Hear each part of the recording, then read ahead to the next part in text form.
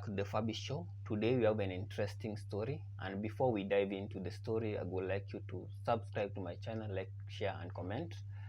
So today I have a visitor with me here, and I would like her to introduce herself. Okay, thank you so much for having me. My name is Maggie. Yeah. I'm from Kitengela, but I'm based in Kasarani. Okay, Maggie, before we start to discuss this, you told me about your story, and it is an interesting story. Can you briefly tell us your Christianity journey before we go deeper? Okay, I've been born in a Christian family, brought up in a Christian way, introduced to church since I was young, got baptized, and continued being a Christian until lately. I just felt that I'm not that girl I used to be. Church changed me. I can say church changed to me. So I'm still a Christian, but I just stopped going to church. So what were you doing in church specifically? Were you under some, like, a leader somewhere? Yes. When I was in Sunday school, I used to be the leader in doing those dramas, all festivals I used to appear. I remember there is even this time I got those awards. I did poems in church and I won an award. Then I joined brigade. I finished the brigade thing. You know, PCA, we have those brigade, Sunday school, youth, those things. So in youth, I became a praise and worship. Wow. Yes, I was a good praise and worship. So then I stopped going to PCA. I changed church due to some reasons. I got married. So we had to switch church. Changed church. I started attending another church. So after some times, I lost interest in church because of some things that happened along the way. So what made you decide to drop out from church and decide to start a new life without going to church or without being with Christ? I still have Christ with me. So what made you stop going to church, in short? Going to church, I came across so many things that made me nikama kuchoka. I got fed up with some things that were going on. For example, I hate the pretense that watu kwa nao wa church and the judgment. If you do some things, they wanakubeba asina.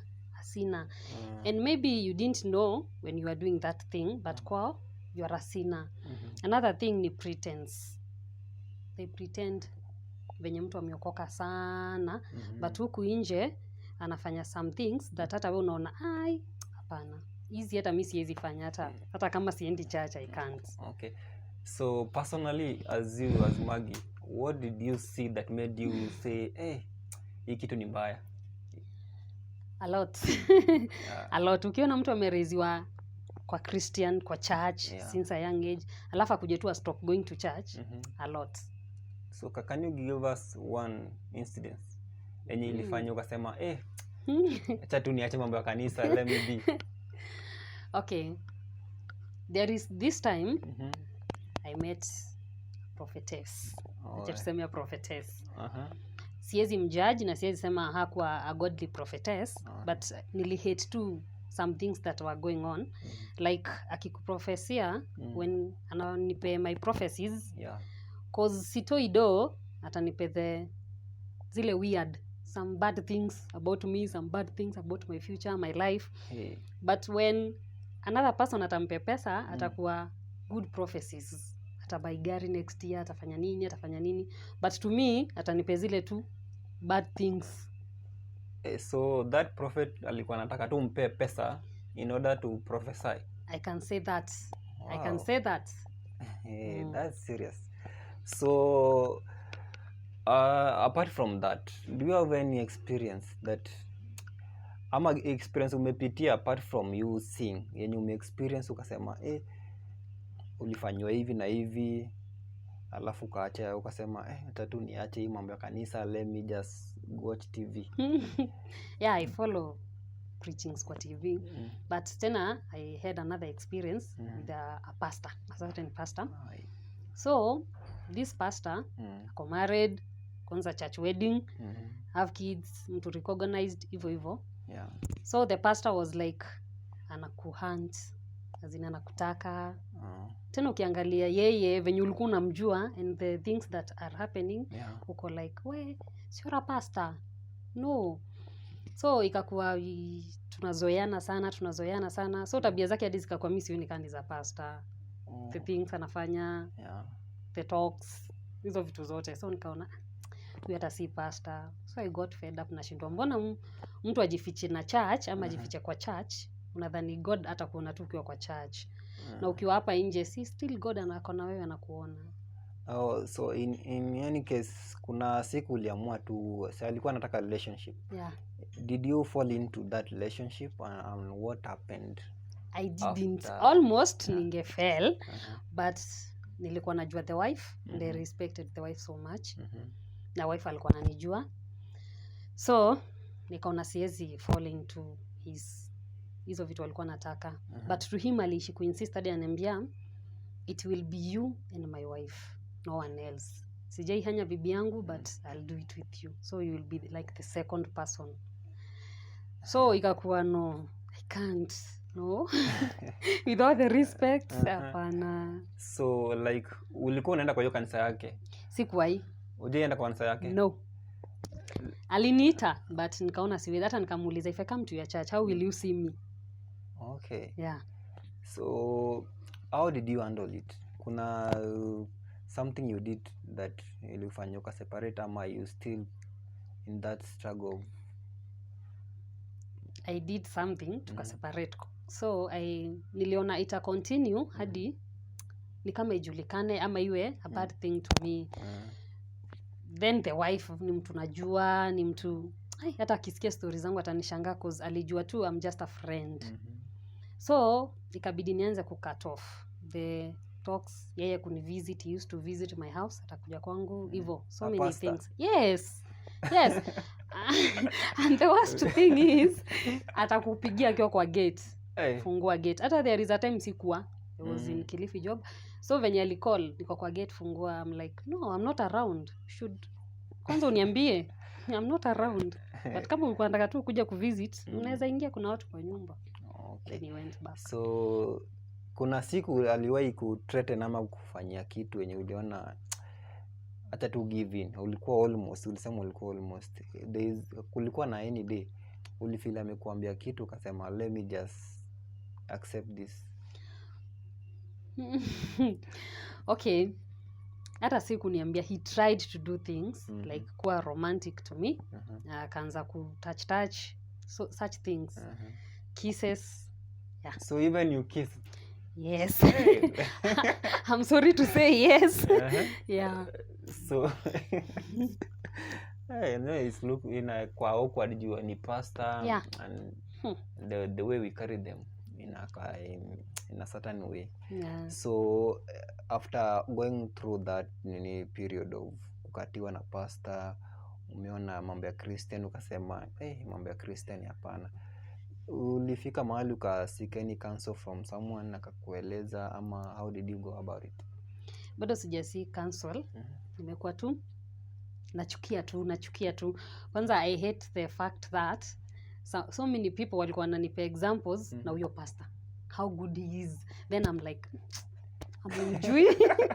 Yeah, ati if nataka ndoa naweza taka kama ya pastor fulani. Then you are like, I wish you can know him.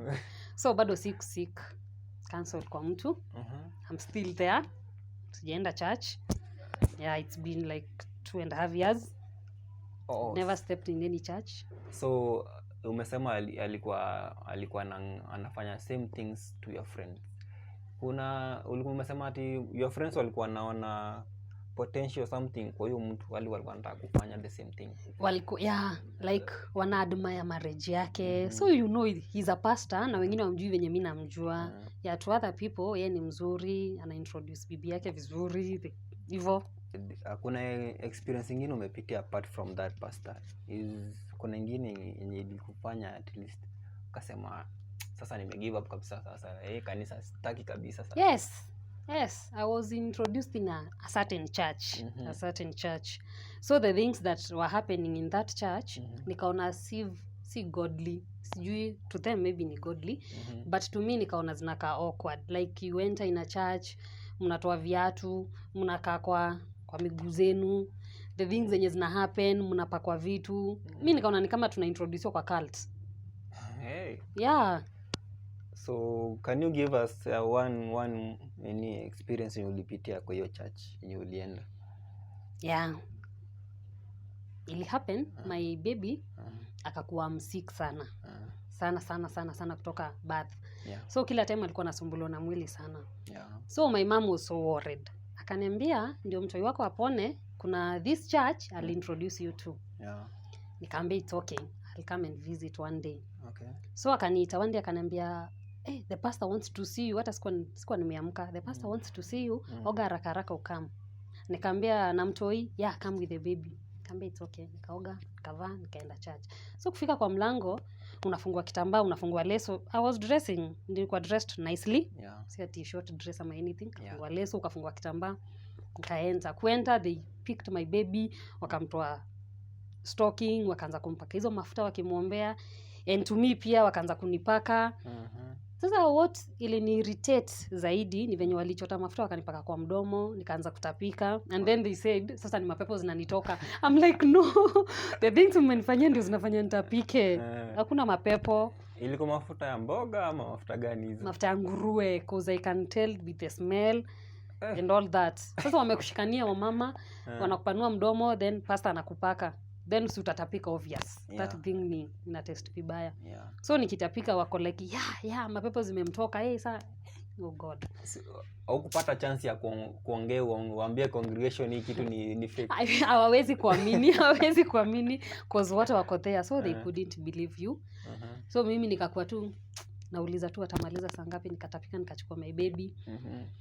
Nikaambua nitoe some money na unapewa the amount. Kama ni 7,700 ndio sasa ni kama kuombea mtoto wako asiwahi gonjeka tena. So walikuwa wanataka kuponya mtoto wako na certain amount of money. Yes. Na ni kanisa. So I felt bad. Hata sikungoja wamalize, by the way I went home. Na ujue ukitapika, so walichukua zile maleso, si wamekufunga. So hizi maleso baadaye ni wewe utaziosha. Sikuziosha. Mother alichukua kaziosha. I couldn't. Cause mimi ni nyinyi mmenifanyia hizi vitu. So after kufanya hizo sarakazi zote ukamaliza, you went home. Ulihandle your situation and watu walikubeba aje?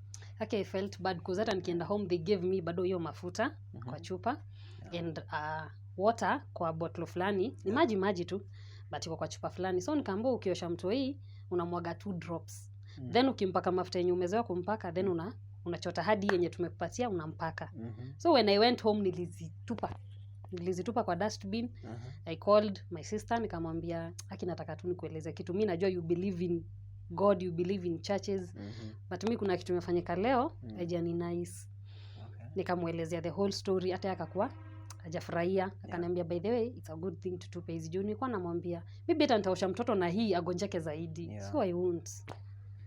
Okay, so after kutupa hizo vitu, how did your parents ndio walikupeleka huko, walikuhandle aje?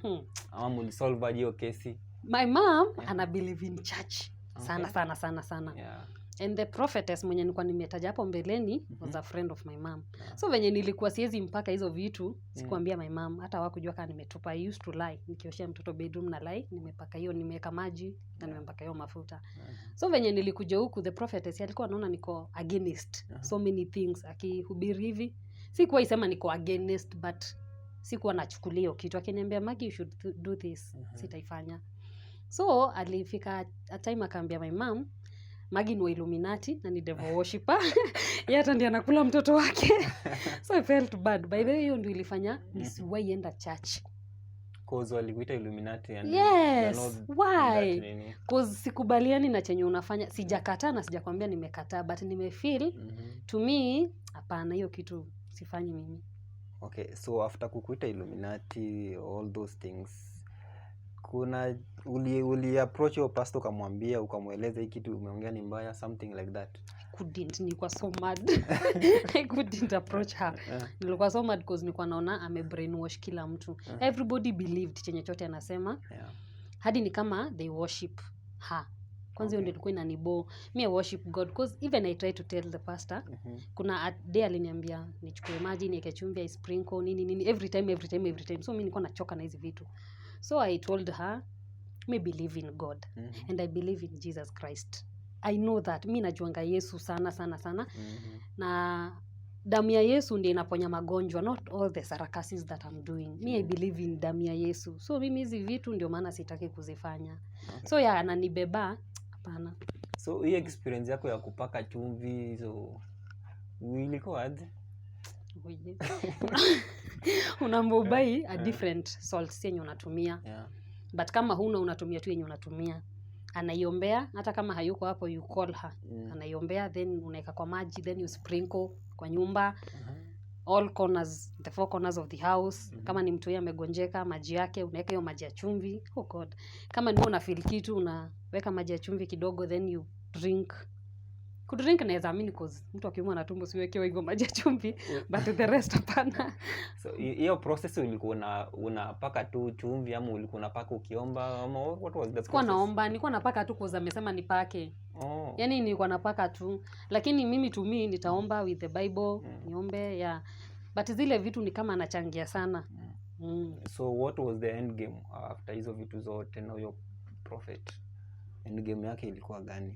Ulimaliza aje? Okay, the prophet alikuja akajulikana ni wa uongo. Later sana after tuseme manipulate watu wengi sana. Watu wamembelieve. Ni vizuri watu walimbelieve because kuna wenye hawako believe in God, but pia akawaleta. But sasa watu wakakuja kujua ni muongo, si prophetess. Kama venye alikuwa anajiita, amefanya so many things hadi akapotea kwao. Amefanya so many weird things. Yes, akakuja so na nilikuwa naulizanga maswali, ametoka wapi huyu mtu ameapia from nowhere. Kumbe alikuwa amefanya so many bad things home. That's why alikuwa ni kama kufukuzwa. So alikuwa hana kwa kwenda, akakuja kwetu. So after mambo kujulikana alishikwa? No, okay, my sister ndiye alikuwa anaishi na yeye, so my sister alifanya kumfukuza tu kwake. Akamwambia sasa penye imefikia, all these things we believed in you, we believed in many things. Toka tu. So umetoka kanisani juu mapasta wamekufanyia ile kitu. So umekuja kwa dunia. Experience yako kwa dunia ilikuwa aje and how are you going about it? Kwa hii dunia sasa. Si sema naipenda. But okay, si sema naipenda cause kuna vitu zingine hata bado siwezi fanya. Unaona umeriziwa na zile characters. Bado ukienda kufanya something, kuna ile sense inakwambia no, that's wrong. You shouldn't do that. Hivyo. Haya. Lakini church bado sijarudi. Na feel too, let me take my time. So tunasema ama pastors ndio wamefanya umechakanishwa kwa kuja nje. Yes. Ni wao. Ni wao. Cause nili expect wao ndio wana tuongoza vitu mzuri, hivyo wanatufunza like ukiwa na shida, ukiwa na nini. So church bado sijapata the right church cause mimi sitaki tena nikadanganywe. Sitaki. So sasa nikiamua tukupeleka kwa kanisa fulani ama you decide to join a certain church, unaweza kuwa ready to ku believe that pastor? Uko na hiyo power ya believe juu believing in a pastor ni very hard, but nita believe tu in God. Lakini pastor ni very hard because wote wanakujanga in a good way. You believe them. The worst pattern inakuanga after amekumanipulate ndio unaona kumbe alikuwa hata yeye hivi tu.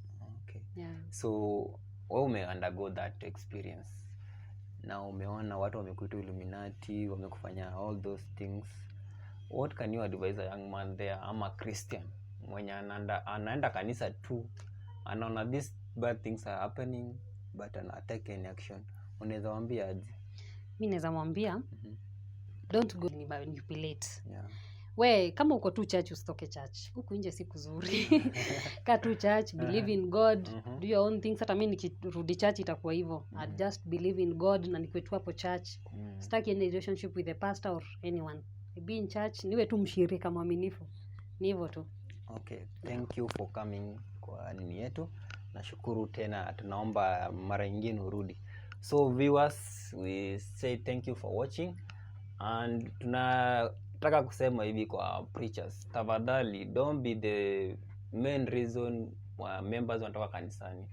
You know, as a pastor, wewe unafaa kulead watu kwa mambo ya Mungu, and when it comes, wewe unawatoka kanisa inakaa bad and awkward nini. So please, weka pastor, stand na stand yako, do the right thing na tutasonga mbele. So thank you, let's meet the next episode.